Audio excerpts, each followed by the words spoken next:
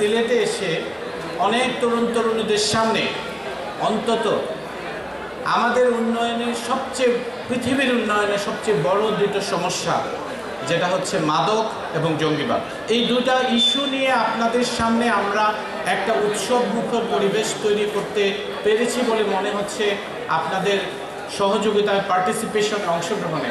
সেজন্য আমরা আপনাদের সবাইকে নিয়ে নিজেদেরকে ধন্য মনে করছি। আমরা জানি হোলি আর্টিজানের পরবর্তীতে বাংলাদেশ সরকার মাদক এবং জঙ্গিবাদকে না বলুন জিরো টলারেন্স ঘোষণা করেছে। তাৎক্ষণিকভাবে আমাদের যেটা করণীয় ছিল অপারেশনাল কর্মকাণ্ড, আভিযানিক কর্মকাণ্ড পরিচালনা, সেটা আমরা করেছি এবং বাংলাদেশ একটা অনুকরণীয়, অনুসরণীয় দেশ হিসেবে রয়েছে অনেক দেশের সামনে, বিশেষ করে সন্ত্রাসবাদ দমনের জন্য এবং মাদক দমনের জন্য।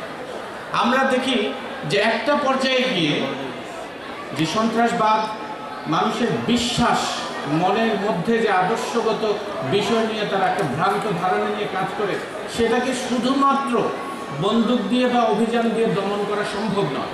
ঠিক তেমনি মাদক মানুষের নার্ভ বা স্নায়ুতে কাজ করে।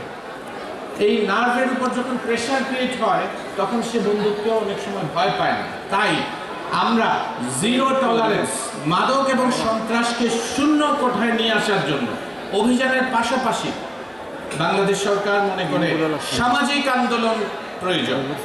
আমরা ১৫০০-এর বেশি আমরা সন্ত্রাসবাদীকে ধরেছি, ১.৫ লক্ষের বেশি মাদক ব্যবসায়ীকে ধরেছি, কিন্তু সেই সাথে যে মহাসমুদ্রে মাদক ব্যবসায়ীরা থাকে, যে মহাসমুদ্রে সন্ত্রাসবাদী থাকে, সেই মহাসমুদ্র হচ্ছে আপনারা, আমরা, জনতা। সেই মহাসমুদ্রের মধ্য থেকে যদি আমাদের আইজ, চোখ এবং কান আমাদেরকে সহযোগিতা না করে, আমরা বাংলাদেশে প্রতি ৮০০ মানুষের জন্য একজন পুলিশ, সেই ৮০০ মানুষ তাদের সকল দায়িত্ব শেষে আমরা পারবো না যদি না আপনারা না থাকেন। সেই জন্য জঙ্গিবাদী বলি, মাদক বলি, এইটাকে একটা আভিযানিক কাজের পাশাপাশি একটা সামাজিক আন্দোলন দিয়ে জিরোর কোঠায় নিয়ে আসতে হবে। তাই আমরা মনে করি আমরা সেই দেশ, সেই জায়গায় পৌঁছতে পেরেছি যে আমরা অভিযানিক সাফল্য আসার পরে আমরা বাংলাদেশ সরকারের সার্বিক মাদক এবং জঙ্গিবাদের জিরো টলারেন্স এবং শূন্যের কোঠায় নামিয়ে আনার জন্য আমরা বিশ্বের কাছে অনুসরণীয় হয়ে থাকতে চাই। যে আমরা শুধুমাত্র আভিযানিক কর্মকাণ্ড, শুধুমাত্র গান, শুধুমাত্র হার্ডওয়্যার দিয়ে মাদক এবং জঙ্গিবাদ মোকাবেলার পাশাপাশি আমরা জিরো কোঠায় নামিয়ে আনতে চাই সামাজিক আন্দোলনের মাধ্যমে। এবং সেই আন্দোলন আমরা দেশের বিভিন্ন জায়গায় র্যাব ফোর্সেস আমরা শুরু করেছি। আজকে যারা ম্যারাথন করেছেন সবাই গেজেটের মধ্যে বসে থাকে, ইন্টারনেটে বসে থাকে, মাঠে আসতে চায় না। আমরা এই ক্রিকেট স্টেডিয়ামে আমরা ছোট থাকতে ঢেউ তোলা উঁচু নিচু জমি ছিল, সেখানে আমরা ক্রিকেট খেলতাম। আজকে সবাইকে নিয়ে আসা যায় না। আজকে হাজার হাজার, প্রায় ১১০০ বা ২০০ তরুণ তরুণীরা, ভেটারানরা দৌড়েছে, সবাই মাদক বিরোধী গান শুনেছে।